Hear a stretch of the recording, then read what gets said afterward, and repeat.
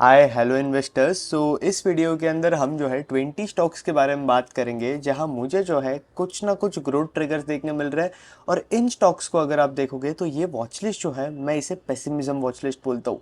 अब pessimism watch list क्या होता है? मार्केट के अंदर अगर आप देखोगे तो कोई भी सेक्टर के अंदर सेंटिमेंट्स बहुत ज़्यादा ख़राब हो जाते हैं, तो मार्केट जो है उन स्टॉक्स को बहुत ज़्यादा ओवर रिएक्ट कर देता है। और इस ओवर रिएक्शन के चक्कर के कारण बहुत सारी कंपनीज उस सेक्टर के अंदर हमें जो है रीजनेबल वैल्यूएशन पे मिलती है। लेकिन एज इन्वेस्टर हमारा सबसे बड़ा और इम्पॉर्टेंट काम ये होता है कि हमें उन कंपनी का फंडामेंटली जो बिजनेस मॉडल है ना, वो समझ आना चाहिए। हमें पता होना चाहिए कि कंपनी करती क्या है और आगे जाकर क्या ग्रोथ ट्रिगर्स प्ले आउट हो सकते हैं कंपनी के अंदर, जिसके वजह से उस कंपनी की स्टोरी जो है हमें चेंज आउट होते हुए दिखे। और उस कंपनी के अंदर टेम्पररी जो कि हमें अर्निंग्स ग्रोथ नहीं देखने मिल रही है, वहां पे जो है हमें ग्रोथ देखने मिले। तो इस वीडियो के अंदर मैं आपसे कुछ 20 स्टॉक्स के आसपास डिस्कस करूंगा, जो कि यार मेरे वॉच लिस्ट के अंदर है और मैं जो है यहाँ पे ग्रोथ ट्रिगर्स के लिए वेट कर रहा हूँ। और क्या ग्रोथ ट्रिगर्स बनकर आते हैं, मैं उसके बारे में भी बात करूंगा। और इन सेक्टर्स के अंदर, इन कंपनीज के अंदर आपको कौन से टेलविंड्स पे फोकस करना चाहिए, जिसके वजह से इन स्टॉक्स के अंदर जो है हमें मैसिव री रेटिंग देखने मिले। तो जल्द से जल्द जो है वीडियो स्टार्ट करते। ये 20 सेक्टर्स, आई मीन 20 स्टॉक्स का वीडियो ही है। इसमें डिफरेंट डिफरेंट सेक्टर से जो है मैंने कंपनी उठाई है। तो जो नंबर 1 सेक्टर मुझे आपसे डिस्कस करना है वो है माइक्रो फाइनेंस सेक्टर। अब पिछले कुछ टाइम से अगर आप देखोगे तो पिछले 1 से 1.5 साल से माइक्रो फाइनेंस सेक्टर के अंदर जो है बहुत ज्यादा प्रॉब्लम चल रही है। अब माइक्रो फाइनेंस एक ऐसा सेक्टर है जो कि बहुत ज्यादा साइक्लिकल सेक्टर है। यानी क्या कि इस सेक्टर के अंदर कुछ टाइम अपसाइकल होती रहती है और फिर अपसाइकल के बाद 18-24 मंथ्स की कभी कभी सेक्टर के अंदर डाउन साइकिल भी आ जाती है, जब लोन्स रिकवरी के अंदर जो है प्रॉब्लम आने लगता है। लोन्स को जो है बहुत इजीली लोगों को दिया जाता है। सेक्टर में होता है, बहुत गड़बड़ होती है, बहुत कंपनीज गड़बड़ करती है। तो अब लोन्स ये लोग दे देते हैं और फिर इसके बाद इन्हें लोन्स कलेक्ट करने में दिक्कत आ जाता है। तो इन कंपनीज की एसेट क्वालिटी जो है हमें खराब होते हुए देखने मिलती है। और फिर अगेन ये माइक्रो फाइनेंस इंडस्ट्री के लिए जो है एक लल पीरियड आ जाता है, जहां पे हमें माइक्रो फाइनेंस कंपनीज के अंदर ग्रोथ ही नहीं देखने मिलती होती है। इनकी एयूएम ग्रोथ चल जाती है, एसेट क्वालिटी की ग्रोथ खराब हो रही होती है। एसेट क्वालिटी अगर आप देखोगे तो इनके जीएनपीए एनएनपीए जो है कॉन्स्टेंटली इंक्रीज होते जा रहे होते हैं। और इसके साथ साथ कंपनी की कंडीशन इतनी खराब हो जाती है कि भाई हमें बस ऐसे लगता है कि आगे जाकर कुछ होगा ही नहीं। अब किसी भी सेक्टर के अंदर अगर हमें ऐसे लग रहा है कि यार कंडीशन जो है उस सेक्टर के अंदर अभी अभी खराब हुई है और सेक्टर साइक्लिकल है, जैसे कि अगर मैं माइक्रो फाइनेंस सेक्टर की बात करूं तो ये एक साइक्लिकल सेक्टर है। कई बार माइक्रो फाइनेंस की अच्छी साइकिल के अंदर आप एज इन्वेस्टर बहुत ज्यादा पैसा बना सकते हो, लेकिन साइकिल खराब हो गई तो पैसा बनाना भी टफ होता है। और वो खराब साइकिल कितने टाइम चलेगी उस चीज का जो है हम बात नहीं कर सकते। तो यहाँ पे अगर मैं अरमान फाइनेंशियल के केस में भी आपकी बात करूं तो कंपनी जो है पहले दिसंबर 2023 और मार्च 2024 के आसपास देखोगे तो हमें बहुत ज़्यादा सॉलिड प्रॉफिट ग्रोथ देखने मिल रही थी कंपनी के अंदर। बट उसके बाद क्या होता है, जून 2024 से मतलब आपका Q1 FY24 के आसपास से जो है ये पूरा माइक्रो फाइनेंस इंडस्ट्री के अंदर जो है दिक्कतें आनी स्टार्ट हो गई है। इनफैक्ट Q4 FY24 से स्टार्ट हुई थी, Q1 FY25 के अंदर भी जो थी दिक्कतें चली रही थी। तो यहाँ पे आप देखोगे तो ये माइक्रो फाइनेंस कंपनीज जो है ना, ये बता रही थी कि इनकी जो एसेट क्वालिटी है ना वो खराब हो रही है। अब किसी भी फाइनेंशियल कंपनी की अगर एसेट क्वालिटी खराब हो रही है ना, तब आप ये समझ लो कि उस कंपनी के अंदर आगे जाकर गड़बड़ होने वाली है, क्योंकि उसकी कलेक्शन एफिशिएंसी रिड्यूस हो जाती है। वो जो लोन दे रही होती है लोगों को, वो लोन जो है वो कंपनी कलेक्ट नहीं कर पाएगी। तो इसके इसके वजह से क्या होगा, वो कंपनी के बैड लोन्स होने लगेंगे, उनके प्रोविजंस करने पड़ेंगे उन्हें।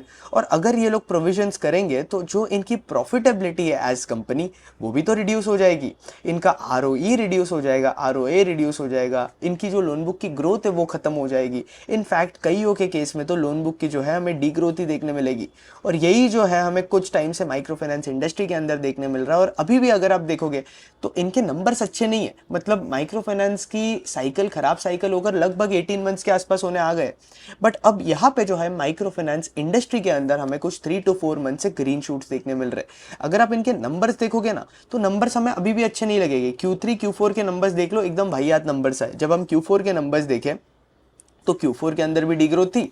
और आपका Q1 FY26 के नंबर्स भी देखें तो यहाँ पे भी हमें जो है इनके इनकम के अंदर डी ग्रोथ देखने मिल रही है। और पैट के अंदर भी जो है हमें बहुत ज़्यादा सॉलिड डी ग्रोथ देखने मिल रही है। लेकिन यहाँ पे अगर आप देखोगे तो डायरेक्शनली जो है इन कंपनीज के अंदर चीज़ें बेटर होनी स्टार्ट हो गई है, जहाँ मैनेजमेंट ये बता रहा है अब माइक्रो फाइनेंस के स्पेस के अंदर मुझे कौन सी कंपनीज इंटरेस्टिंग लग रही है। अरमान फाइनेंशियल नाम की एक कंपनी है जो कि मुझे इंटरेस्टिंग लग रही है। ये एक एनबीएफसी है जो कि सोलली आपके माइक्रो फाइनेंस के अंदर ही काम करते हैं। फिर इसके साथ साथ ये लोग थोड़ा एमएसएमई लोन्स के अंदर है, आपके लोन अगेंस्ट प्रॉपर्टी के अंदर है, फिर इसके साथ साथ टू व्हीलर और आपके रूरल टू व्हीलर लोन्स के अंदर है। अब कभी भी इकोनॉमी के अंदर दिक्कत होती है ना, तो सबसे ज़्यादा आपके कौन सफ़र करेंगे, सिक्योर्ड लेंडर्स या अनसिक्योर्ड लेंडर्स? सफ़र करेंगे आपके अनसिक्योर्ड लेंडर्स, जो कि भाई बिना कोई कोलैटरल के जो है लोगों को लोन दे देते। तो वहाँ पे आप देखोगे तो इन्हें जो है पैसा रिकवर करने में सबसे पहले दिक्कतें आती है, और फिर उसके बाद जो है सिक्योर्ड लेंडर्स पे चीज़ें जाने लगती है। तो अभी as of now Q1 FY26 की बात करूँ तो देखो सिक्योर्ड लेंडर्स के लिए जो कि एमएसएमई कैटेगरी के अंदर काम करते, वहाँ पे नंबर जो है इतने ज़्यादा स्ट्रांग नहीं आ रहे। तो एक SBFC फाइनेंस नाम की एक कंपनी है जो कि मैं बहुत क्लोजली ट्रैक करता हूँ। यहाँ पे आप देखोगे तो इनकी जो एसेट क्वालिटी है ना वो खराब हो रही है थोड़ी थोड़ी। मतलब पहले इनकी अच्छी थी जब माइक्रो फाइनेंस साइकिल खराब चल रही थी, बट अब माइक्रो फाइनेंस साइकिल थोड़ी थोड़ी ठीक हो रही है। इस बार मॉनसून भी अच्छा है अगर आप देखोगे तो जब मॉनसून्स अच्छे आते हैं तो आपकी रूरल इकोनॉमी जो है बहुत अच्छा करती है।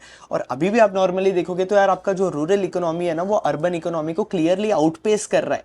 रूरल इकोनॉमी के अंदर ग्रोथ अगर आप देखोगे तो अर्बन इकोनॉमी से कंपैरेटिवली ज़्यादा है। तो यहाँ पे अगर आप इनका जीएनपी और एनएनपीए देखोगे तो हमें जो है इनके डीपीडी बकेट्स के अंदर जो है इंक्रीज देखने मिला है। अब जितना ज़्यादा अगेन आपको फाइनेंशियल कंपनीज को एनालाइज वगैरह करना सीखना है, तो मैंने आपको सारी चीज़ें जो है डिफरेंट सेक्टर के अंदर आप किस तरीके से डिफरेंट सेक्टर की कंपनीज को एनालाइज कर सकते हो, क्या कर सकते हो, और भी बहुत सारी चीज़ें जो है मास्टर क्लास के अंदर कवर की हुई है। तो मास्टर क्लास के लिए अगर आपने अब तक रजिस्टर नहीं किया है तो नीचे डिस्क्रिप्शन में लिंक दिया हुआ है। 20 आवर्स का रिकॉर्डेड कंटेंट है बॉस, आपको बस वो 20 आवर्स के लेक्चर्स देखने और फिर मास्टर क्लास के बाद देखने के बाद आप जो है सारे सेक्टर की कंपनीज को जो है एनालाइज करने के लिए रेडी हो जाओगे। और इसके साथ साथ आपको समझ जाएगा कि कौन से सेक्टर के अंदर कौन से मेट्रिक ट्रैक कर रहे हैं। बहुत ज़्यादा डिटेल्ड वे में जो है मैंने मास्टर क्लास के अंदर डिस्कस करी हुई है चीज़ें। तो अगर आपने एनरोल नहीं किया अब तक तो लिंक नीचे डिस्क्रिप्शन में जल्द से जल्द जो है एनरोल कर लेना। अब यहाँ पे मैं बात करूँ तो हमें इनके जो डीपीडी बकेट्स है ना उसके अंदर इंक्रीज देखने मिला है। फिर इसके साथ साथ अगर आप कंपनी का नेट एनपीए देखोगे तो नेट एनपीए के अंदर भी हमें इंक्रीज देखने मिला है। एसबीएफसी के कलेक्शन एफिशिएंसी के अंदर जो है हमें फॉल देखने मिल रहा है। मतलब प्रेजेंट बेसिस पे अगर आप बात करेंगे तो एमएसएमई लोन्स के अंदर जो है थोड़ा बहुत एसेट क्वालिटी इशू देखने मिल रहा है। और बजाज फाइनेंस जो कि आपका एक कंट्री का सबसे बड़ा मतलब एनबीएफसी लेंडर है, मतलब ये एक कंपनी है यार जो कि बहुत इंटरेस्टिंग है, क्योंकि इतना बड़ा बेस होने के बाद भी कंपनी जो है आराम से 25% के आसपास ग्रो कर पा रही है। तो ये बजाज फाइनेंस के बारे में जो है कमेंडेबल है। और इसलिए यार स्टॉक जो है 6 के प्राइस टू बुक पे ट्रेड कर रहा है। देखो 6 के प्राइस टू बुक पे आप 25% पे ग्रो कर रहे हो तो एज इन्वेस्टर जो है आपका पैसा बनाना थोड़ा मुश्किल हो जाता है। तो यहाँ पे अगर हम बजाज फाइनेंस के केस में भी देखें तो इधर अगर आप देखोगे तो इनकी कॉन्फ्रेंस कॉल अगर आप पढ़ोगे तो इन्होंने अपने कॉन्फ्रेंस कॉल के अंदर बताया हुआ है कि बॉस इन्हें जो है थोड़ी बहुत दिक्कतें फेस करने मिल रही है आपके एमएसएमई लोन्स के अंदर। तो अगर आप ये रीड करोगे ना तो आपको आइडिया लग जाएगा कि यार एमएसएमई पोर्टफोलियो में गड़बड़ चल रही है, जो कि एक्सपेक्टेड है कि यार Q2 तक जो है वो सॉर्ट हो जाए, क्योंकि फरवरी से जो है इन बिजनेस के अंदर स्ट्रेन्स होने स्टार्ट हो चुके हैं।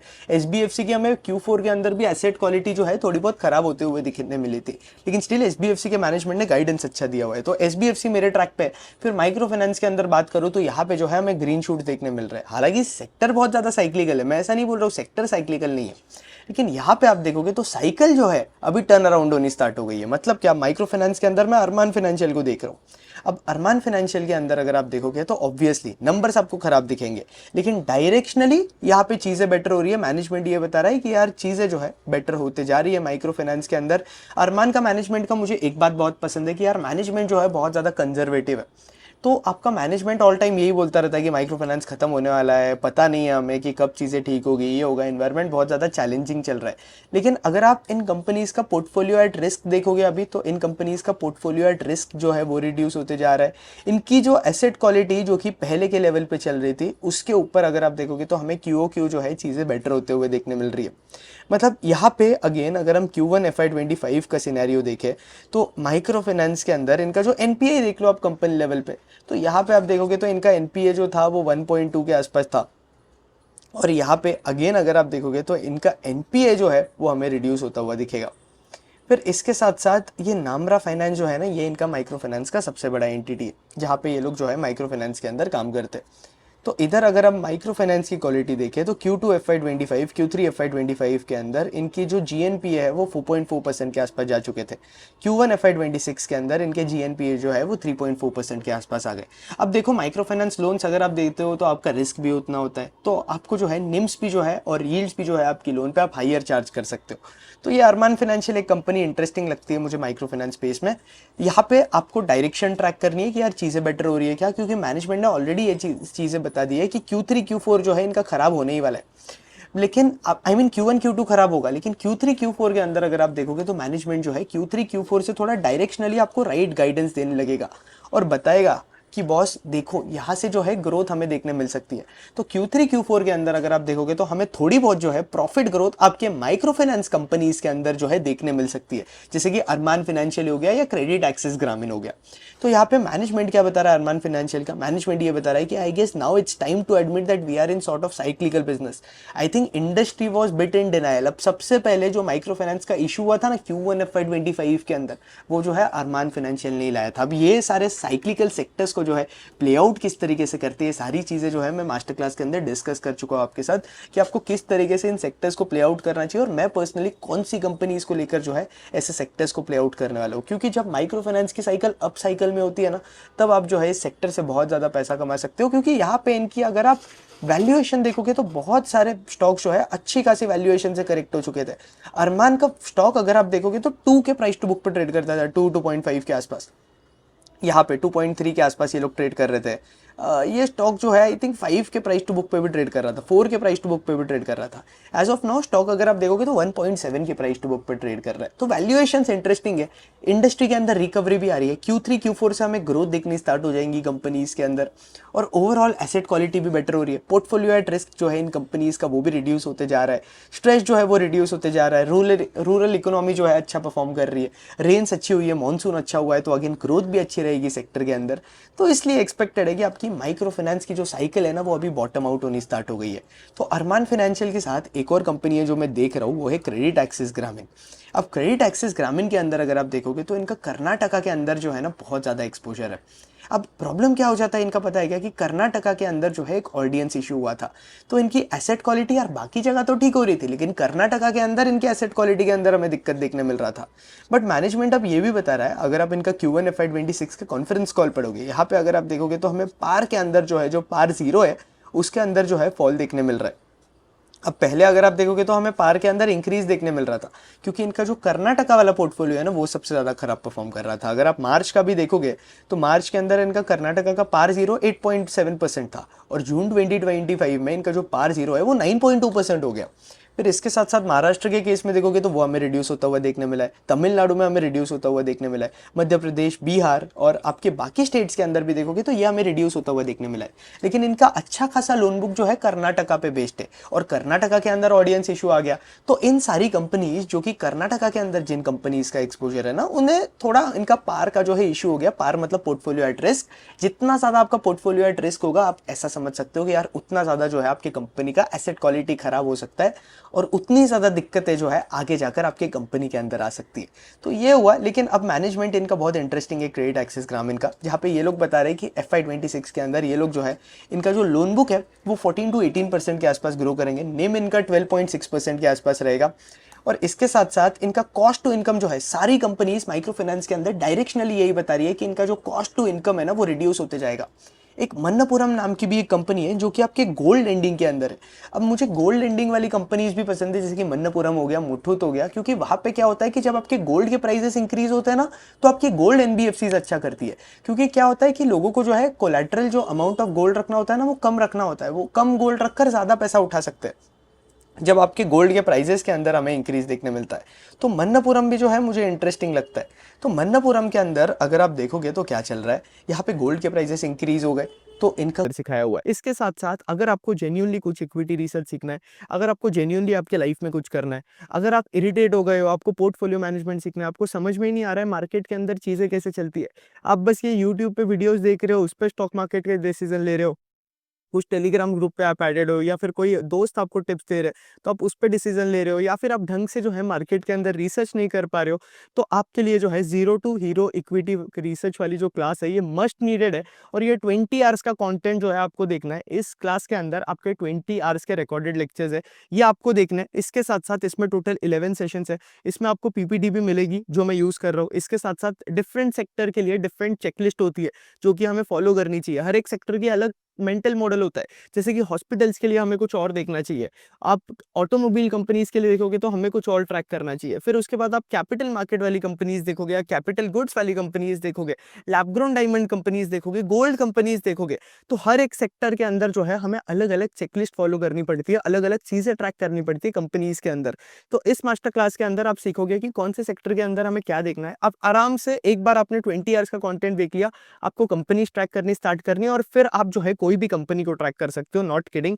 इसके साथ साथ जो है मैं आपको इस मास्टर क्लास के अंदर सिखाऊंगा कि आप किस तरीके से एआई को अपने रिसर्च के अंदर यूज कर सकते हो, लेवरेज कर सकते हो। यहाँ पे मैंने जो है आपको वैल्यूएशंस के बारे में भी सिखाया हुआ है कि आप किस तरीके से कोई भी स्टॉक को जो है वैल्यू कर सकते हो मार्केट के अंदर विद इन मिनट्स। वो सीएफए वाले लोग होते हैं ना, वो कॉम्प्लेक्स कॉम्प्लेक्स मॉडल सिखाते हैं आपको, डीसीएफ मॉडल, ये मॉडल, वो मॉडल, आपको कोई जरूरत नहीं है। क्योंकि रियल लाइफ के अंदर अगर हम स्टॉक मार्केट के अंदर होते हैं तो ये सारी चीजें जो है एप्लीकेबल नहीं होती है, फाइनेंस वाली चीजें। तो आप भले ही एमबीए फाइनेंस हो या फिर आपका स्टॉक मार्केट के अंदर कोई बैकग्राउंड नहीं है, आपको जो है ये मास्टर क्लास के अंदर एनरोल कर लेना चाहिए अगर आपको जेन्युइनली स्टॉक मार्केट के बारे में जो है सीखना है।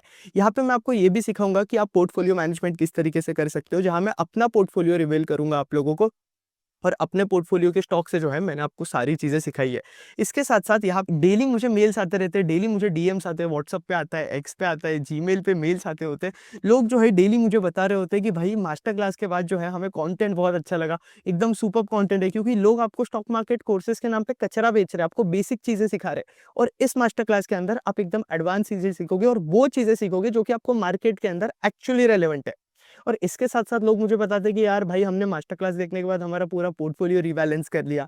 इसके साथ साथ लोग मुझे ये भी बता रहे हैं कि हमने कंपनीज को ट्रैक करना स्टार्ट कर दिया है। कुछ लोगों ने तो कंटेंट क्रिएट करना स्टार्ट कर दिया है, तो वो लोग भी जो है कॉन्स्टेंटली टच के अंदर है। और एक और चीज, मास्टर क्लास देखने के बाद अगर आपको कभी भी डाउट आता है कोई भी स्टॉक रिलेटेड या कोई भी चीज रिलेटेड, तो आप जो है मुझसे वन ऑन वन भी कनेक्ट कर सकते हो, या तो मेरे एक्स के ट्विटर के डीएम्स के अंदर, या फिर आप मुझे मेल कर सकते हो, या मेल और डीएम्स पे कनेक्ट करोगे तो मेरे लिए ज्यादा बेटर होगा। तो मास्टर क्लास के लिए एनरोल कर लेना, लिंक नीचे जो है डिस्क्रिप्शन के अंदर दिया हुआ है। और ये वैल्यू जो गोल्ड फाइनेंस वाला डिवीजन अच्छा कर रहा है, इनका जो माइक्रो फाइनेंस वाला एक डिवीजन है वो इतना अच्छा परफॉर्म नहीं कर रहा है। लेकिन यहाँ पे आप देखोगे तो ये भी बता रहे हैं कि यार इनके जो क्रेडिट कॉस्ट है ना वो आगे जाकर रिड्यूस हो गए, क्योंकि Q3 Q4 के अंदर जो है इन्हें माइक्रो फाइनेंस के अंदर रिकवरी देखने मिलेगी। और क्रेडिट एक्सेस ग्रामीण भी यही बता रहा है, अरमान भी यही बता रहा है। फिर इसके साथ साथ आप थोड़ी स्मॉल फाइनेंस बैंक्स को भी पढ़ोगे तो उज्जीवन स्मॉल फाइनेंस बैंक है जो कि अगेन यही बता रहा है कि यार चीज़ें जो है हमें बेटर होते हुए देखने मिलेगी Q3 Q4 के अंदर, second half H2 of FY26 के अंदर। फिर इसके साथ साथ आप स्मॉल फाइनेंस बैंक्स के अंदर मैं आपको बोलूँ तो अब एयू स्मॉल फाइनेंस बैंक भी है, इक्विटास भी है, जना स्मॉल फाइनेंस बैंक भी है, उत्कर्ष भी है, ये सारी कंपनीज को भी मैं देख रहा हूँ। लेकिन अब प्रॉब्लम क्या बनकर आता है मेरा स्मॉल फाइनेंस बैंक्स के साथ पर्सनल लेवल पे, मैं आपको ये बताता हूँ। देखो अब ये लोग क्या कर रहे हैं कि ये लोग आपके सिक्योर्ड बुक की तरफ ज़्यादा जा रहे हैं, और इनका जो माइक्रो फाइनेंस का पोर्टफोलियो है ना ये लोग रिड्यूस कर रहे हैं। तो यार देखो आप जो है आपका जो ज़्यादा रिवॉर्डिंग पोर्टफोलियो है, जहाँ से आप ज़्यादा इंटरेस्ट रेट चार्ज करते हो लोगों से, वो आप रिड्यूस कर रहे हो। तो इसके वजह से आपके ओवरऑल कंपनी लेवल पे अगर आप निम्स देखोगे, नेट इंटरेस्ट मार्जिन, वो जो है हमें रिड्यूस होते हुए देखने मिल सकते हैं। तो यार ये इनकी प्रॉफिटेबिलिटी को जो है इतना ज़्यादा अच्छे से जो है इम्पैक्ट नहीं करेगा। तो ये इसलिए मुझे ये स्मॉल फाइनेंस बैंक जो है ना ये इतनी पसंद नहीं आ रही है। एयू स्मॉल फाइनेंस बैंक आप देख सकते हो, क्योंकि यहाँ पे अगेन ये लोग जो है यूनिवर्सल बैंक बन रहे हैं। अब इनकी भी गलती नहीं है यार, इन्होंने माइक्रो फाइनेंस की वो कंपनी को एक्वायर किया, फिनकेयर नाम था शायद उस कंपनी का, और माइक्रो फाइनेंस की साइकिल खराब हो गई। तो देखो सेक्टर साइक्लिकल है, लेकिन सेक्टर के अंदर जब रिकवरी आती है ना तब इन्वेस्टर्स पैसा भी बहुत बना सकते हैं। अब मैं आपको कोई रिकमेंडेशन नहीं दे रहा हूँ, मैं बस आपको आइडिया दे रहा हूँ कि ये सारी कंपनीज जो है मेरे वॉच लिस्ट के अंदर है, और आपको भी जो है इन कंपनीज को रडार पे रखना चाहिए। तो ये कुछ स्मॉल फाइनेंस बैंक्स आप देख सकते हो। फिर इसके साथ साथ क्रेडिट एक्सिस ग्रामीण का अगर आप देखोगे तो ये लोग बता रहे कि यार कर्नाटका के अंदर सिचुएशन बेटर हो रही है। ये एक्सपेक्टेड नहीं था मुझे, लेकिन Q1 के अंदर ये बोल रहे कि यार चीज़ें जो है बेटर होते हुए हमें देखने मिल रही है, और H2 FY26 के अंदर इनका जो क्रेडिट कॉस्ट है वो हमें रिड्यूस होता हुआ देखने मिलेगा। फिर इसके साथ साथ इनके अगर एसेट देखोगे तो इनके रिटर्न ऑन एसेट ROA जो है, जो कि एक इंपॉर्टेंट मेट्रिक है, और ROE भी एक इंपॉर्टेंट मेट्रिक है। ROE जो है हमें Q3 Q4 के अंदर इंक्रीज होता हुआ देखने मिलेगा। Q1 Q2 जो है इंपैक्टेड है। अब देखो आपकी माइक्रो फाइनेंस के अंदर जब रिकवरी स्टार्ट होती है, ऐसा नहीं है कि यार आज रिकवरी हो गई और आपके इनकम स्टेटमेंट एकदम से ठीक हो गए, ये केस हमें नहीं देखने मिलता है। माइक्रो फाइनेंस के अंदर रिकवरी किस तरीके से चलती है, 6 मंथ्स लैग के हिसाब से चलती है। मतलब क्या कि आज रिकवरी स्टार्ट हो गई, आज अगर साइकिल ठीक हो गई तो अगले 6 महीने बाद मुझे इसका इफेक्ट जो है इनकम स्टेटमेंट पे देखने मिलेगा। तो इसलिए मैं बोलता हूँ कि यार कॉन कॉल डिकोड करना जो है सही से आना चाहिए। यहाँ पे अगर आप इनकी कॉन्फ्रेंस कॉल देखोगे क्रेडिट एक्सेस ग्रामीण की, तो मैनेजमेंट यार कब से इनके कॉन्फ्रेंस कॉल के अंदर बता रहा है कि यार डायरेक्शनली चीज़ें जो है वो ठीक चल रही है सेक्टर के अंदर, डायरेक्शनली सब कुछ ठीक हो रहा है माइक्रो फाइनेंस के अंदर। तो ये एक बहुत इंटरेस्टिंग चीज़ है। तो आई वुड सजेस्ट कि आप कॉन कॉल वगैरह पढ़ो इनकी, और कॉन्फ्रेंस कॉल कैसे डिकोड करते हैं, मेगा ट्रेंड्स किस तरीके से डिकोड करते हैं कॉन्फ्रेंस कॉल वगैरह से जो है, ये सारी चीज़ें जो है मैं मास्टर क्लास के अंदर ऑलरेडी डिस्कस कर चुका हूँ। तो आपने नहीं एनरोल किया अभी तक तो नीचे डिस्क्रिप्शन में लिंक है, आप जल्द से जल्द जो है एनरोल कर लेना। और ये 3000 रुपीज़ का प्राइस यार कुछ भी नहीं है इन टर्म्स ऑफ जो वैल्यू आपको मिल रही है मास्टर क्लास के अंदर। तो नीचे डिस्क्रिप्शन में लिंक है, चेकआउट कर लेना। अब थोड़ा अगली इंडस्ट्री के आसपास बढ़ते हैं। अब जो अगली इंडस्ट्री है, जो कि जिस इंडस्ट्री के स्टॉक्स मेरे थोड़े रडार के अंदर है, वो है आपका कॉफ़ी कंपनीज। तो कॉफ़ी कंपनीज के अंदर कुछ कंपनीज है जैसे कि CCL प्रोडक्ट्स नाम की एक कंपनी है। अब CCL को अगर आप देखोगे तो देखो इनके साथ दिक्कत क्या हुई थी। कॉफ़ी के जो प्राइजेस है, अगर आप ओवरऑल गूगल पे भी जाकर सर्च करोगे ना, तो आपके कॉफ़ी के प्राइजेस के अंदर जो है हमें बहुत ज़्यादा राइज देखने मिल रहा था। तो अब होता क्या है कि जब आपके कॉफ़ी के प्राइसेस जो है वो बहुत ज़्यादा इंक्रीज हो जाते हैं, तो ये कंपनीज क्या करती है, ये लोग कॉफ़ी के अंदर डील करते हैं। अब CCL अगर आप देखोगे तो 2 कैटेगरी के अंदर डील करती है बॉस, एक है आपका B2B और दूसरा जो है आपका B2C। अब B2C यार ये खुद का एक ब्रांड बना रहे, कॉन्टिनेंटल कॉफ़ी नाम है इनकी ब्रांड का, कॉफ़ी बहुत अच्छी है इनकी बल्कि। लेकिन अगर आप देखोगे तो ये लोग जो है आपका फ्रीज ड्राइड कॉफ़ी भी बनाते हैं, स्प्रे ड्राइड कॉफ़ी ग्रैन्यूल्स भी बनाते हैं। जो आपके बड़े ब्रांड्स हैं नेस्कैफे वगैरह, उन लोगों को भी जो है ये कॉफ़ी B2B के अंदर सप्लाई करते हैं। जो स्टारबक्स जैसे ब्रांड है उन लोगों को भी जो है ये कॉफ़ी जो है B2B के अंदर सप्लाई करते हैं। अब यहाँ पे आपको एक फ्रेमवर्क ध्यान रखना है कि जितने ज़्यादा ये लोग छोटे पैकेट्स के अंदर बेचेंगे, जितनी ज़्यादा खुद की ब्रांडिंग करेंगे, उतने ज़्यादा इनके मार्जिन जो है वो बेटर बनकर आएंगे। तो यहाँ पे आप देखोगे तो कॉफ़ी जो है इनका एक की कमोडिटी है। तो जब कॉफ़ी के प्राइसेस इंक्रीज होंगे तब क्या होगा, तब इनका जो वर्किंग कैपिटल का रिक्वायरमेंट है वो इंक्रीज हो जाएगा, कंपनी पे स्ट्रेस आने लगेगा। क्योंकि देखो वही कॉफ़ी लेने के लिए इन्हें अगर 100 रुपीज़ लग रहे थे, तो वही अमाउंट ऑफ कॉफ़ी लेने के लिए इन्हें बीच में जो है कॉफ़ी के प्राइसेस इतने इंक्रीज हो गए थे कि इन्हें जो है 500 रुपीज़ लग रहे थे सेम अमाउंट ऑफ कॉफ़ी के लिए। तो यहाँ अगर आप देखोगे तो अगर हम मंथली बेसिस पे भी देखें तो हमें कॉफ़ी के प्राइसेस के अंदर जो है बहुत ज़्यादा सॉलिड वॉलेटिलिटी देखने मिली है। या अगर हम जैन की ही बात करें, दिसंबर से ही बात करें, तो आपके कॉफ़ी के प्राइसेस जो है देख सकते हो आप कितना ज़्यादा भयंकर इंक्रीज़ हुए, और अभी हमें फॉल देखने मिला और वापस इंक्रीज़ होगा। मतलब अभी अगर आप देखोगे तो नॉर्मली कॉफ़ी के जो प्राइसेस है ना वो थोड़े नॉर्मलाइज होने स्टार्ट हो गए। तो जब आपके कॉफ़ी के प्राइसेस जो है वो इंक्रीज़ हो रहे हैं, तब आप सोच सकते हो कि ये कंपनी जो है दिक्कतों के अंदर आने वाली है। हालांकि इनका जो एबिटा होता है, अब एबिटा पर केजी जो होता है इनका वो सेम होता है, उसके ऊपर इफेक्ट नहीं देखने मिलता है क्योंकि ये कॉस्ट बेसिस पे कॉन्ट्रैक्ट करते हैं, तो उसके ऊपर रिस्क नहीं देखने मिलता है। लेकिन ओवरऑल जब आपके कॉफ़ी के सप्लाई के अंदर दिक्कतें आ जाती है तो ये कंपनी जो है फेस करती है, वर्किंग कैपिटल इंक्रीज हो जाता है, क्लाइंट से जो है ऑर्डर आने बंद हो जाते हैं, क्योंकि इनके क्लाइंट बोलते हैं कि भाई 20, 30, 50% से आप पे 5x हो चुका है कॉफ़ी का प्राइस, तो भाई हम कैसे ले, कैसे खरीदे कॉफ़ी आपसे। तो ये भी हमें कुछ बार जो है देखने मिलता है। तो इसलिए जो है CCL ट्रबल के अंदर था। बट अभी CCL के अंदर मैं आपको चार्ट डिस्क्लोज नहीं कर सकता, लेकिन अगर आप CCL का चार्ट देखोगे ना जाकर, तो हमें प्राइस के अंदर जो है रिकवरी देखने मिल रही है, और स्टॉक जो है एज ऑफ नाउ स्टेज 2 के अंदर ट्रेड कर रहा है। स्टेज 2 के अंदर क्यों ट्रेडर कर रहा है CCL का स्टॉक, क्या आप जानते हो? रीजन ये है कि यार कॉफ़ी के प्राइसेस नॉर्मलाइज होने स्टार्ट हो गए। तो ये एक स्टॉक है, आई वुड सजेस्ट कि आप आपके रडार के अंदर रखो। अगर ब्राज़ील के अंदर सप्लाई आता है कॉफ़ी का, वियतनाम के अंदर अगर अच्छा सप्लाई आता है कॉफ़ी का, तो आप जो है यहाँ पे देख सकते हो, यहाँ पे सेंटीमेंट जो है चेंज होने स्टार्ट हो चुके हैं, और इसलिए जो है ये स्टॉक मेरे रडार के अंदर है। अब इसके साथ साथ विंटेज कॉफ़ी नाम की भी एक कंपनी है। यहाँ पे हालांकि कंपनी छोटी है, यहाँ पे हमें ग्रोथ बहुत ज़्यादा सॉलिड देखने मिल रही है।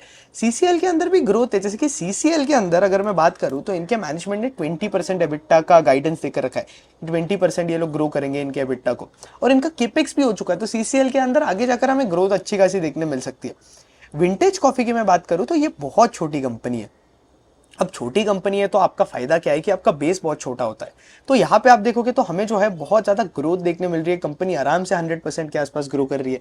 लेकिन मुझे ऐसा लगता है कि FY26 के अंदर ये लोग इतना नहीं ग्रो कर पाएंगे, क्योंकि अगेन FY27 के अंदर जो है इनका केपेक्स आ रहा है FY26 के एंड के आसपास। तो वहाँ पे आप देखोगे तो लगभग FY27 ही आप समझ लो।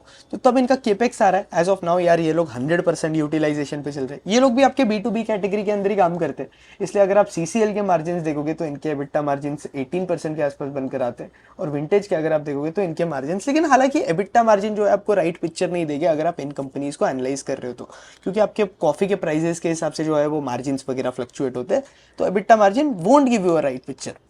फिर इसके साथ साथ अगर आप यहाँ पे भी देखोगे तो इनका जो कैपेसिटी यूटिलाइजेशन चल रहा है ना, वो एज ऑफ नाउ 100% चल रहा है।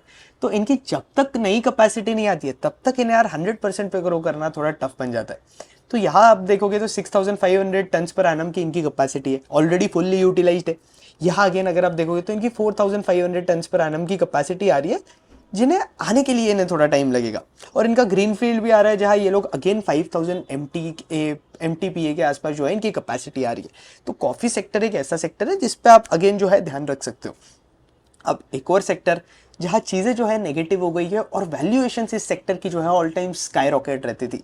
मतलब अगर मैं इस सेक्टर की एक कंपनी का नाम डिस्कस करूँ तो PG इलेक्ट्रोप्लास्ट आपको याद होगा, रूम एयर कंडीशनर वाला सेक्टर है। आप लोगों को पता ही होगा कि यार रूम एयर कंडीशनर जो है हमारे लिए साइलेंट लग्जरी होती थी पहले, बट अब क्या हो गया है, अब रूम एयर कंडीशनर जो है लग्जरी कम और नेसेसिटी हो गई है। AC अगर आप देखोगे तो सबको नीड है यार, गर्मी इतनी बढ़ जाती है बॉस। तो इधर अगर हम PG इलेक्ट्रोप्लास्ट की बात करें तो ये लोग जो है आपकी एक EMS कंपनी है। तो जो कंपनी आपके RAC कैटेगरी के अंदर काम करती थी, उन सारी कंपनीज की वैल्यूएशंस के अंदर अगर मैं आपको वैल्यूएशंस दिखाऊं तो वैल्यूएशंस के अंदर हमें करेक्शन देखने मिला। ये कंपनी पहले 116-17 के PE पे ट्रेड करती थी, अभी अगर ये कंपनी देखोगे तो 58 के PE पे ट्रेड कर रही है। पीक पे अगर आप देखोगे तो इसका वैल्यूएशन जो है 50 के आसपास भी इनका प्राइस टू अर्निंग चले गया था। मतलब वैल्यूएशन जो है लगभग 50 से करेक्ट हो गई थी, इसका PE जो है।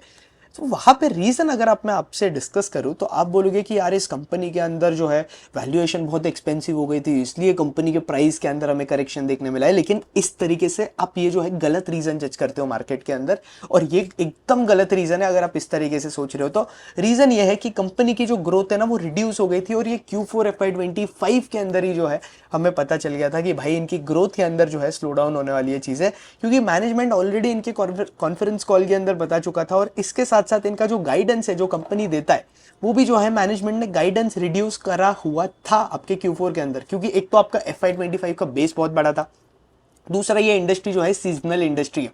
मतलब क्या, जिस टाइम आपके समर्स बहुत अच्छे होंगे उस टाइम इनकी ग्रोथ जो है बहुत अच्छी होगी, क्योंकि जिस टाइम समर्स अच्छे होते हैं उसी टाइम आपके रूम एयर कंडीशनर जो है मैक्सिमम सेल आउट होते हैं। लेकिन जिस टाइम अगर आप देखोगे तो समर्स खराब हो जाते हैं, तो इनकी ग्रोथ भी जो है थोड़ी खराब हो चुकी थी अगर आप देखोगे तो। और इसके वजह से मैनेजमेंट ने गाइडेंस रिड्यूस किया।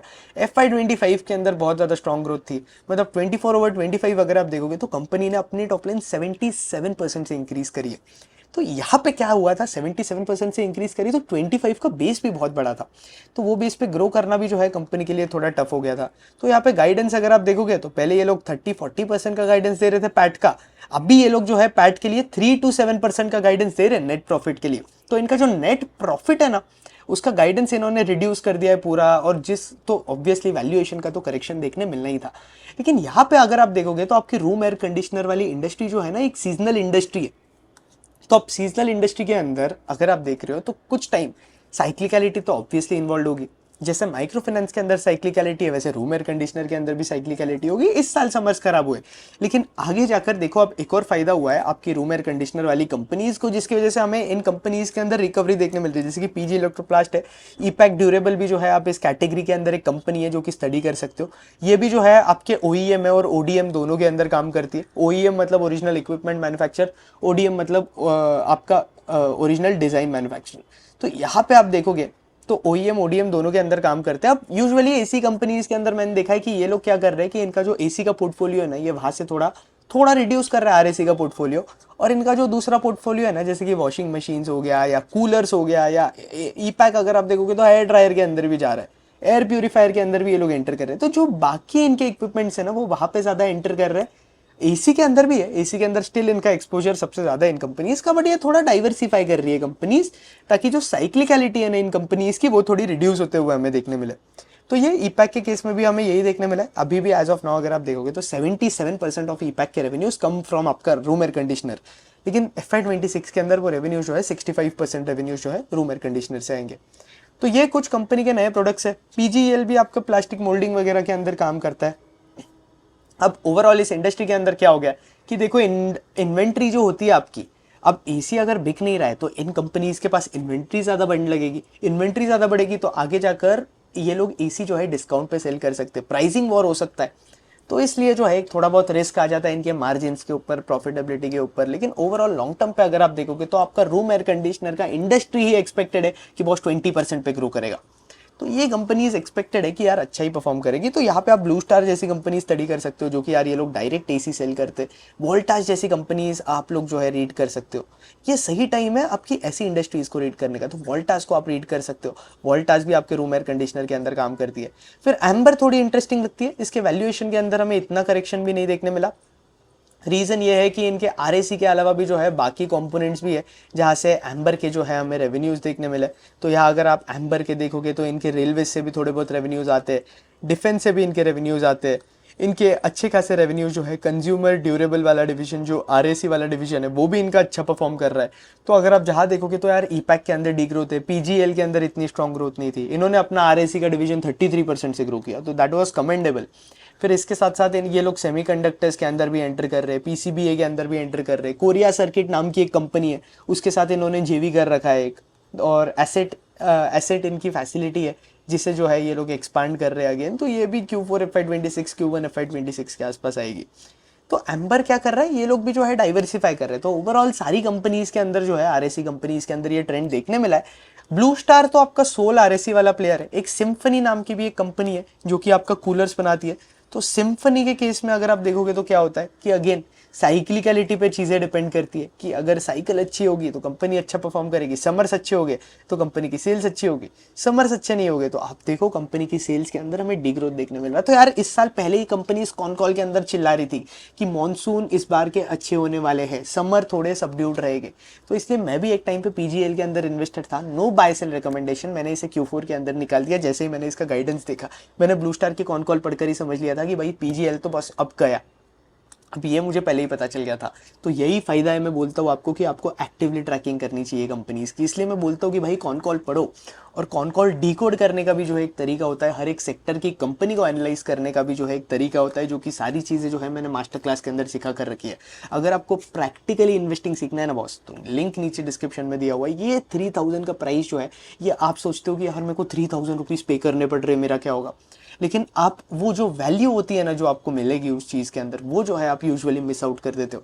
तो लिंक नीचे डिस्क्रिप्शन में, आप लोग जल्द से जल्द जो है चेकआउट कर लेना।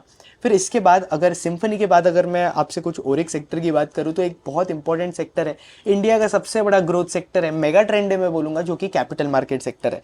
तो इस सेक्टर के अंदर मैं कौन सी कंपनीज को देख रहा हूँ, CDSL जैसी कंपनीज। अब देखोगे तो मार्केट कुछ टाइम से अच्छा परफॉर्म नहीं कर रहा है। जब मार्केट अच्छा परफॉर्म नहीं करता है, मार्केट के अंदर सेंटीमेंट्स नहीं होते, तो जो नए लोग मार्केट के अंदर आते हैं वो कमाएंगे। लोगों को कम नंबर ऑफ डीमैट अकाउंट लोग खोलेंगे, कम नंबर ऑफ ब्रोकरेज अकाउंट आएंगे कंपनी के, कम नंबर ऑफ ट्रेडिंग होगी, लेस नंबर ऑफ ट्रांजैक्शंस होंगे। तो अब इसके वजह से जो आपकी कैपिटल मार्केट कंपनीज है ना, वो इंपैक्ट हो जाएगी। तो CDSL अगर आप देखोगे तो बुल मार्केट जब चल रहा था तब CDSL के नंबर्स के अंदर जो है हमें बहुत ज़्यादा स्ट्रॉन्ग ग्रोथ रेट देखने मिल रही थी। तो यार CDSL was growing at about 92%, 72%, 50% के आसपास। लेकिन जब साइकिल खराब हुई तो यहाँ अगर आप देखोगे तो वैल्यू आपकी जो ग्रोथ है वो टॉप लाइन ग्रोथ रिड्यूस हो गई इन कंपनीज के अंदर, क्योंकि देखो इन कंपनीज के अच्छे खासे रेवेन्यू जो है मार्केट लिंक्ड होते हैं। मार्केट अच्छा परफॉर्म करेगा तो ये कंपनीज अच्छा परफॉर्म करेगी। तो इसलिए बुल रन के अंदर ये कंपनी के अंदर जो है हमें मैसिव ऑपरेटिंग लेवरेज भी देखने मिलता है। जहाँ अगर आप देखोगे तो हमें CDSL की आप पैट ग्रोथ देखो और CDSL की रेवेन्यू ग्रोथ देखो, हमें बहुत ज़्यादा सॉलिड ऑपरेटिंग लेवरेज देखने मिल रहा था। अब CDSL जो है आपका एक टोल रोड बिजनेस की तरीके से समझ सकते हो। CDSL की एक बहुत इंटरेस्टिंग ट्रिक है, अगर आपको समझना है कि यार कैपिटल मार्केट के अंदर चीज़ें बेटर हो रही है क्या, तो आपको बस यार ट्रांजैक्शन चार्जेस ट्रैक करने हैं। अगर ट्रांजैक्शन चार्जेस आपको इंक्रीज होते हुए दिख रहे हैं, इसका ये मतलब है कि कैपिटल मार्केट के जो सेंटीमेंट्स है ना, वो हमें बेटर होते हुए देखने मिल सकते हैं। हालांकि यार CDSL के अंदर अभी भी ग्रोथ नहीं है, कैपिटल मार्केट के सेंटीमेंट्स इतने ज़्यादा पॉजिटिव नहीं है, लेकिन क्योंकि ओवरऑल अगर आप देखोगे ना तो इंडिया का जो मार्केट है वो बॉटम क्वार्टाइल के अंदर था इस बार। ऑल ओवर दी वर्ल्ड के अगर आप सारे मार्केट का आउट परफॉर्मेंस देखोगे तो बाकी सारे मार्केट का परफॉर्मेंस अच्छा था, पाकिस्तान के मार्केट का भी परफॉर्मेंस अच्छा था, लेकिन इंडिया का जो मार्केट है वो अच्छा नहीं परफॉर्म कर पाया। और इस रीजन की वजह से अगर आप देखोगे तो ये आपकी कैपिटल मार्केट वाली कंपनीज जो है इनका भी परफॉर्मेंस जो है अच्छा नहीं था, और इन कंपनीज के अंदर हमें ग्रोथ नहीं देखने मिली थी। लेकिन एक्सपेक्टेड है कि यहाँ पे चीज़ें बेटर होते हुए देखने मिलेगी हमें। CDSL ये आपके इंश्योरेंस वाले बिजनेस के अंदर भी है, जैसे ये आपके शेयर को जो है सेफ रखता है, आपके इलेक्ट्रॉनिक फॉर्म के अंदर रखता है, उस तरीके से इनका इंश्योरेंस वाला भी बिजनेस आ रहा है। फिर इसके साथ साथ CDSL के अलावा भी एंजल वन जो है, ब्रोकर्स, मैं आई वुड सजेस्ट कि ब्रोकर जो है आपकी डीपली साइक्लिकल होते हैं। जब आपकी साइकिल खराब हो जाती है तो सबसे ज़्यादा जो इम्पैक्ट होता है वो आपका ब्रोकर ही होता है। तो यहाँ अगर आप देखोगे तो एंजल वन पे सबसे ज़्यादा इम्पैक्ट हमें देखने मिला, जहाँ इसकी ग्रोथ जो है यार पूरी ही हिट हो चुकी है। लेकिन कंपनी का मैनेजमेंट ये बता रहा है कि अगेन Q4 या Q4 FY26 तक हमें चीज़ें बेटर होते हुए देखने मिलेगी। और फिर इसके साथ साथ अगर मैं आपसे थोड़ी बहुत बात करूं एंजल वन की, तो यार ये लोग जो है आपके वेल्थ मैनेजमेंट के अंदर भी एंटर कर रहे हैं। तो जो ब्रोकर है ना, उसे सोनली ब्रोकर नहीं रहना है अभी, वो दूसरे डिवीजन के अंदर भी जा रहा है, क्योंकि वो डीपली साइक्लिकल है जब वो ब्रोकर होता है। और जब आप वेल्थ मैनेजमेंट वगैरह डिविजन के अंदर जाते हो तो आप शैलो साइक्लिकल हो जाते हो। तो जो साइक्लिकलिटी है ना वो आपकी कंपनी की वो थोड़ी रिड्यूस हो जाती है, और री रेटिंग का पोटेंशियल जो है आपकी कंपनी के अंदर इंक्रीज हो जाता है। तो आपके ब्रोकर्स को यूजुअली वैल्यूएशन बहुत एक्सपेंसिव मिलती है बुल मार्केट के अंदर, लेकिन जैसे ही मार्केट चेंज हो जाता है, सेंटीमेंट चेंज हो जाते हैं, इनकी वैल्यूएशन भी उसी तरीके से डीरेट होती है। तो ये लोग ब्रोकिंग के अंदर है, वेल्थ मैनेजमेंट का भी ये लोग स्टार्ट कर रहे हैं, एसेट मैनेजमेंट के अंदर भी ये लोग स्टार्ट कर रहे हैं, लेकिन ये लोग ज्यादा आपके पैसिव फंड्स के अंदर है, इंडेक्स फंड्स के अंदर है। तो जो लोग आपको ट्रेडिंग कराते हैं वही लोग आपको इंडेक्स फंड बेच रहे हैं, तो ये थोड़ा कॉन्ट्राडिक्टरी उससे हो जाता है। फिर यहाँ अगर आप देखोगे तो ये लोग म्यूचुअल फंड्स के अंदर है, क्रेडिट के अंदर है, FD के अंदर भी है, और इंश्योरेंस वगैरह भी जो है ये लोग बेच रहे हैं। तो एंजल वन भी जो है डाइवर्सिफाई करने का देख रहा है, लेकिन अभी भी अगर आप एंजल वन के रेवेन्यूज देखोगे तो मैक्सिमम रेवेन्यूज F&O से आते। बीच में यार न्यूज़ भी आ रही थी कि गवर्नमेंट F&O के लिए कुछ रेगुलेशंस लाने वाला है, वो मैंने BSC के वीडियो पे कवर करा हुआ है। तो आपने अभी तक यार हमारा BSC का वीडियो नहीं देखा है तो X पे जो है वो वीडियो अवेलेबल है। आप X पे अगर मुझे फॉलो नहीं करते हो तो आप जल्द से जाओ, मुझे पहले X पे फॉलो करो, आयुष मर्दा 07 जो है ये मेरा ID है। X पे अगर आप BSC सर्च करोगे तो अब वो आपको जो वीडियो है ना BSC वाला वो मिल जाएगा। अब इसके साथ साथ हमने ये BSC वाला वीडियो जो है यूट्यूब पे भी कवर कर रखा था, तो अगर आपने वो यूट्यूब पे भी देखना है आपको तो आप यूट्यूब पे भी देख सकते हो। तो BSC के केस में भी ये देखने मिला था। BSC एक स्टॉक है जो कि अगेन मेरे जो है रडार के अंदर है, जैसे ही सेंटीमेंट्स बेटर होने स्टार्ट हो जाएंगे तो BSC जो है मैं देख सकता हूँ। लेकिन अगेन मैं आपको थोड़ा बोलता हूँ कि यार आपका वैल्यूएशन थोड़ा देखकर चलना है। यहाँ पे देखो लॉन्ग टर्म के हिसाब से तो ये स्टॉक्स जो है अगेन एक्सपेक्टेड है कि यहाँ पे अर्निंग्स ग्रोथ रहेगी, लॉन्ग टर्म के हिसाब से तो बहुत अच्छा करेगी, क्योंकि हमारे इंडिया के अंदर कैपिटल मार्केट जो है एक बूमिंग सेक्टर है, एक इवॉल्विंग सेक्टर है, एक मेगा ट्रेंड है। तो लॉन्ग टर्म के हिसाब से एक्सपेक्टेड ही है कि अच्छा करेंगे स्टॉक्स। अब मैं आपको कोई रिकमेंडेशन नहीं दे रहा हूँ, लेकिन मैं बस आपको बता रहा हूँ कि आप किस तरीके से सेक्टर के बारे में सोच सकते हो। तो यहाँ पे आप देखोगे तो BSC के अंदर देखो वैल्यूएशन इनकी बहुत एक्सपेंसिव हो गई थी। पहले इन्हें NSE की तरफ से भी शेयर मार्केट शेयर मिल रहा था, तो इसके वजह से स्टॉक तो एकदम स्टेरॉइड्स पे ही चढ़ गया था, PE इनका 80 के आसपास पहुंच गया था। लेकिन अब हमें जो है इनकी स्टॉक के प्राइस के अंदर जो है करेक्शन देखने मिला, वैल्यूएशन थोड़ी रीजनेबल हो चुकी है। आई वुड सजेस्ट कि आप ये BSC वाला वीडियो जो है जाकर देखो एक बार, तो आपको आइडिया लगेगा। फिर इसके साथ साथ आपके बाकी प्लेयर्स बनकर आते हैं, नुआमा जैसे प्लेयर्स है, जो कि अगेन आपका जेन स्ट्रीट का इशू जो है नुआमा के अंदर सॉर्ट आउट हो चुका है। तो अब नुआमा के अंदर भी हमें अच्छी खासी ग्रोथ देखने मिल सकती है। नुआमा पे भी एक बहुत डिटेल वीडियो कवर कर रखा है, यहाँ पे X पे भी अवेलेबल है, यूट्यूब पे भी अवेलेबल है। तो उससे इन कंपनीज को देखते कैसे, इन कंपनीज को रीड कैसे करते हैं, उसके बारे में जो है आपको आइडिया लगेगा। नुआमा के अंदर आपको इनका रिकरिंग शेयर ऑफ रेवेन्यू कितना ज़्यादा है ना वो ट्रैक करना है, इनके डिविजन्स के अंदर कितनी ग्रोथ आ रही है वो देखना है। जितना ज़्यादा नुआमा के अंदर साइक्लिकलिटी रिड्यूस होगा उतना ज़्यादा री रेटिंग पोटेंशियल इंक्रीज हो जाएगा। तो मैं वही बता रहा हूँ कि कौन से सेक्टर के अंदर आपको क्या चीज़ें ट्रैक करनी है, ये सारी चीज़ें जो है मैं आपको मास्टर क्लास के अंदर सिखा चुका हूँ।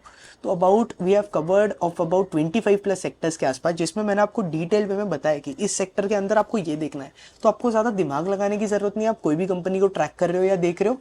अब आपको बस ये सोचना है कि अगर आपको मास्टर क्लास के अंदर से डिपेंड, मतलब एक तो आपको कोई बैकग्राउंड की ज़रूरत नहीं है, आपको कोई भी फाइनेंस बैकग्राउंड की मास्टर क्लास को अटेंड करने के लिए ज़रूरत नहीं है। आप कोई भी बैकग्राउंड हो आपका, आप देख सकते हो। बट आप इस तरीके से सोचो कि अगर आपको एक भी नई चीज़ जो है सीखने मिल जाती है तो आपका जो है कितना फ़ायदा हो सकता है। तो आप इस तरीके से जो है सोच सकते हो। अब यहाँ पे अगर मैं नुआमा के केस में बात करूँ तो इनके वेल्थ मैनेजमेंट डिवीजन अच्छा कर रहा है, एसेट मैनेजमेंट वाला डिवीजन भी अच्छा कर रहा है, कैपिटल मार्केट वाला डिवीजन जो है कंपनी का वो थोड़ा खराब परफॉर्म कर रहा है। फिर एक मोतीलाल ओसवाल भी आप देख सकते हो, मोतीलाल ओसवाल भी जो है यही वाले कैटेगरी के अंदर है। मुझे मोतीलाल का भी मॉडल पसंद है, हालांकि इनकी आपके Q4 Q3 के अंदर देखोगे तो यार दिक्कतें चल रही थी, क्योंकि यहाँ पे पैड ग्रोथ थोड़ी हिल गई थी इन कंपनीज की। अब कोई बोलेगा वेल्थ मैनेजमेंट कंपनीज के अंदर हमें कैश फ्लोज देखने गया, तो आप cash flows wealth management companies के अंदर नहीं देख सकते हो, फायदा नहीं बनकर आता है। तो मैं वही बता रहा हूँ ना यार, लोगों को नॉलेज नहीं होता है। लिंक नीचे डिस्क्रिप्शन के अंदर है, जल्द से जल्द एनरोल कर लेना। बाकी मैं कुछ नहीं बता रहा हूँ आपको, मास्टर क्लास का लिंक नीचे डिस्क्रिप्शन के अंदर दिया हुआ है, यही मैं बोल रहा था। अब आप दिमाग मत दौड़ाओ आपका। आप यहाँ पे मोतीलाल पे अगर हम बात करें तो मोतीलाल की थोड़ी बात करते हैं। अब मोतीलाल का अगर आप देखोगे तो अगेन मोतीलाल का मॉडल बड़ा इंटरेस्टिंग है। ये लोग ट्रेजरी इनकम के अंदर भी है, लेकिन मोतीलाल के अंदर जो साइक्लिकलिटी वाला एस्पेक्ट है आपका वो थोड़ा इंक्रीज हो जाता है। रीजन ये बनकर आता है कि देखो ट्रेजरी के अंदर इन्वेस्टमेंट होती है इनकी, खुद ये लोग इनका पैसा इन्वेस्ट करते हैं, तो इसलिए जब आपका मार्केट खराब परफॉर्म करेगा तो ऑब्वियसली आपके ट्रेजरी इनकम से जो है जो ट्रेजरी वाला बिजनेस है वहाँ से ग्रोथ भी नहीं आएगी। बाकी ये लोग हाउसिंग फाइनेंस के अंदर भी एंटर कर रहे हैं। हाउसिंग फाइनेंस भी एक बहुत इंटरेस्टिंग सेक्टर में कवर कर चुका हूँ, यूट्यूब पे मैंने एक वीडियो कवर करी हुई है, एक्स पे भी कवर करी हुई है, तो आई वुड सजेस्ट कि आप वो वीडियो जाके देखो। एक्स पे मैंने एक बहुत इंटरेस्टिंग सीरीज कवर की हुई है। ये सीरीज यूट्यूब पे अवेलेबल नहीं मिलेगी आपको। Best talk of this sector वाला जो सीरीज़ है ना वो मैंने एक्स पे कवर करा हुआ है। तो इसमें क्या है, 2 वीडियोस हैं, तो इसमें मैंने डिफरेंट सेक्टर्स के जो one of the best talks है ना वो कवर किए हुए। तो ये पार्ट 1 है और इसका पार्ट 2 भी जो है आप देखोगे एक्स पे प्रोफाइल पे मेरे ढूंढोगे तो आपको मिल जाएगा। तो आई वुड सजेस्ट आप ये वाला सीरीज जो है जाकर देखो जिसमें हमने most of the sectors cover करे हुए। फिर यहाँ पे आई वुड सजेस्ट आप मोतीलाल को भी रीड कर सकते हो। फिर इसके साथ साथ आनंद राठी भी जो है ये भी मेरे रेडार पे, आपका IIFL कैपिटल भी मेरे रेडार पे है। फिर इसके साथ साथ अगर आप देखोगे तो आपके बाकी प्लेयर्स भी जो है रडार पे। आनंद राठी की थोड़ी वैल्यूएशंस मुझे थोड़ी एक्सपेंसिव साइड पे लगती है। तो यही है बस, ये कुछ कंपनीज है जो कि यार मेरे वॉच लिस्ट के अंदर है। इन कंपनीज के अंदर मैं ट्रिगर्स ढूंढ रहा हूँ कि यार जैसे ही मुझे ग्रोथ ट्रिगर्स देखने मिल जाते हैं इन कंपनीज के अंदर, तब स्टोरी इंटरेस्टिंग प्ले आउट हो सकती है इन कंपनीज के अंदर, और तब री रेटिंग जो है हमें इन कंपनीज के अंदर फिर से देखने मिल सकती है। होपफुली वीडियो पसंद आया होगा। वीडियो पसंद आया लाइक करो, चैनल पे नए हो, कंटेंट अगर आपने पहली बार देखा है तो सब्सक्राइब कर देना। एक्स पे मुझे फॉलो नहीं करते हो तो आप जल्द से जल्द जो है मुझे एक्स पे जाके फॉलो कर सकते हो। और इसके साथ साथ होपफुली आप लोगों को वीडियो पसंद आया होगा। वीडियो पसंद आया तो लाइक करना, चैनल पे पहली बार आए हो चैनल को सब्सक्राइब करो। और इसके साथ साथ आप लोगों को पता ही होगा कि यार इसके पहले जो है हमारा 10,000 सब्सक्राइबर्स का एक चैनल था, due to some technical errors हमने वो चैनल खो दिया। तो एक रिक्वेस्ट है कि इस चैनल को जो है मैक्सिमम लोगों से शेयर करना, ताकि हम लोग जो है मैक्सिमम लोगों को रीच आउट कर पाए। और जो जो मास्टर क्लास के अंदर एनरोल्ड है, as of now 400+ people enrolled है मास्टर क्लास के अंदर, तो आई वुड सजेस्ट कि आप जो है मास्टर क्लास को मैक्सिमम लोगों से शेयर करना, ताकि वो लोग भी जो है इस चीज़ का बेनिफिट उठा पाए। और अगर आपने अब तक रजिस्टर नहीं किया है तो यार 3000 रुपीज़ का प्राइस क्या ही है यार, नीचे डिस्क्रिप्शन में लिंक दिया हुआ है, जल्द से जल्द रजिस्टर कर लेना। होपफुली वीडियो पसंद आया होगा। That's it, thank you for watching. Ayush मर्दा साइनिंग ऑफ। जय हिंद, जय भारत।